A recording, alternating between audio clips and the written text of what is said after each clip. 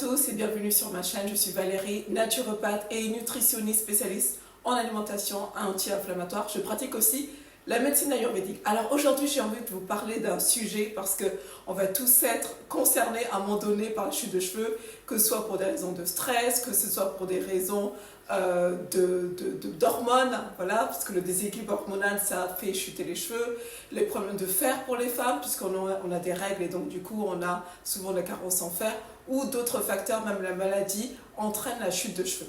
Alors aujourd'hui, donc, je vais parler des 5 meilleures astuces pour faire pousser vos cheveux, avoir des cheveux plus épais, plus volumineux, si vous avez remarqué une perte de densité au niveau de vos cheveux. Alors restez jusqu'à la fin de la vidéo, parce que dans un premier temps, on va aussi parler de qu'est-ce qui engendre la perte de cheveux, notamment le facteur génétique qu'on appelle le récepteur DHT. Donc on va déjà comprendre ça et après on parlera des 5 meilleures astuces. Je vous dis comme d'habitude de liker, de partager et à tout de suite pour la suite de la vidéo. On va déjà comprendre le facteur principal génétique à l'origine de la chute de cheveux, c'est le récepteur DHT. Alors ce récepteur DHT, c'est un dérivé de la testostérone qui se lie au follicule pileux et qui peut ralentir la pousse des cheveux. Donc chez certaines personnes, ce facteur génétique entraîne un affinement des cheveux et une perte de volume.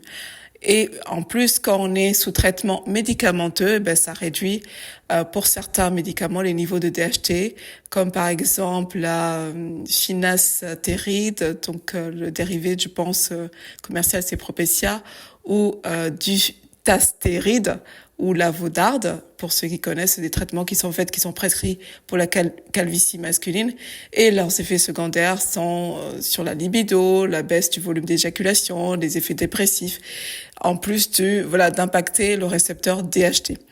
Donc effectivement, comme je l'ai dit, ces médicaments, ça influe sur la santé capillaire, mais on a vraiment le moyen grâce à l'épigénétique, c'est-à-dire l'influence de l'environnement, des bonnes habitudes que l'on a, du mode de vie que l'on a aussi.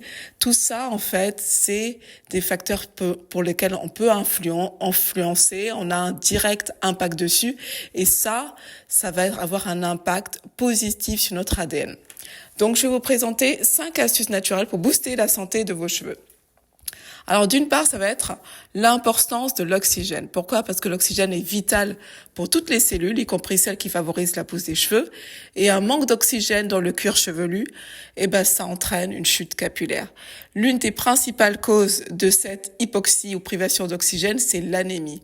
En particulier, si vous avez des carences en B12, en fer, ça peut empêcher une bonne oxygénation des tissus capillaires. Donc, il est essentiel de consommer des aliments riches en fer et en B12, comme la viande rouge, les abats, si vous aimez. Et si vous êtes végétarien, assurez-vous de compenser peut-être avec des compléments alimentaires ou des sources végétales qui sont adaptées. Et puis un autre facteur qui peut contribuer à l'hypoxie, c'est l'inflammation. Bien entendu, parce que une alimentation, si vous êtes trop riche en oméga 6, ça peut exacerber, donc augmenter votre niveau d'inflammation.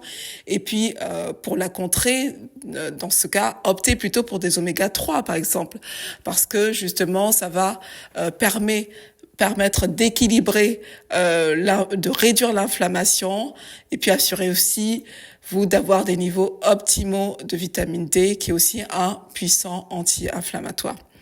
Et en dernier lieu, n'oubliez pas de faire de l'exercice physique, c'est très important pour améliorer l'oxygénation globale du corps, y compris du cuir chevelu.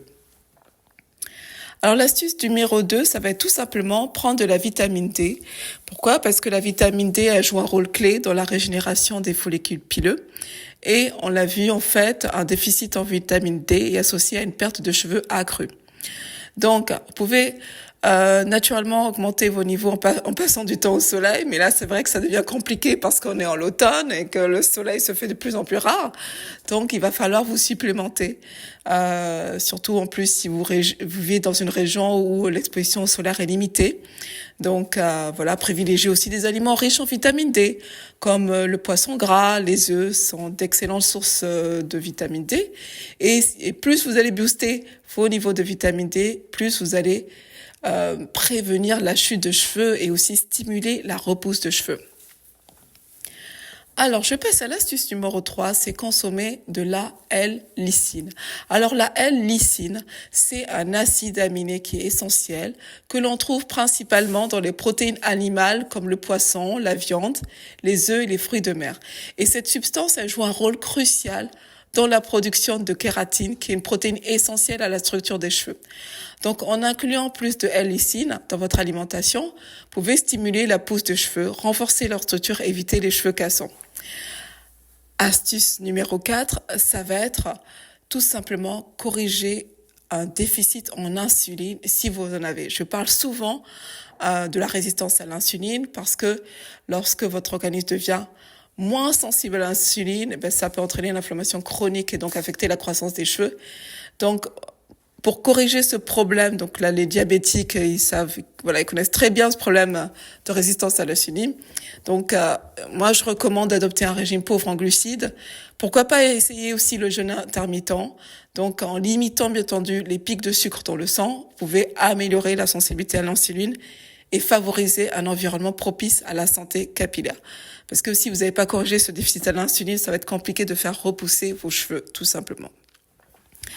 Astuce numéro 5, ça va être le rôle des hormones dans la chute des cheveux. Et oui, on le sait bien, en particulier nous les femmes, les hormones, ça joue un rôle primordial dans la santé capillaire.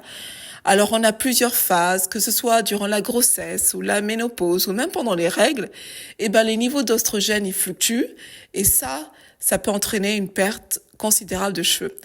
Donc, pour soutenir l'équilibre hormonal, vous pouvez intégrer des aliments riches en phytoestrogènes, comme les graines de lin, les adaptogènes aussi, tels que l'ashwagandha.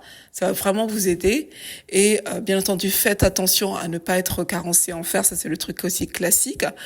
Donc, n'oubliez pas d'équilibrer aussi votre niveau de cholestérol. Pourquoi ? Parce que les hormones ont besoin de cholestérol pour fonctionner correctement. Donc, vous allez avoir des aliments comme le beurre, le jaune d'œuf. Ça va fournir des bonnes graisses saines qui sont nécessaires à une bonne production hormonale. Là, vous avez les 5 meilleures astuces pour faire pousser vos cheveux. Il va falloir effectivement passer par plusieurs choses. D'une part, l'oxygénation de votre corps, 2, veiller à l'équilibre hormonal et en 3, bien entendu, les nutriments, les bonnes vitamines, ça aide à faire repousser les cheveux. Alors, si cette vidéo vous a été utile et je l'espère, n'oubliez pas de liker, de partager, de souscrire si ce n'est pas déjà fait. Je reste bien entendu à votre disposition. Vous avez mes contacts dans le descriptif de la vidéo. Je vous dis à une prochaine. Prenez bien soin de vous.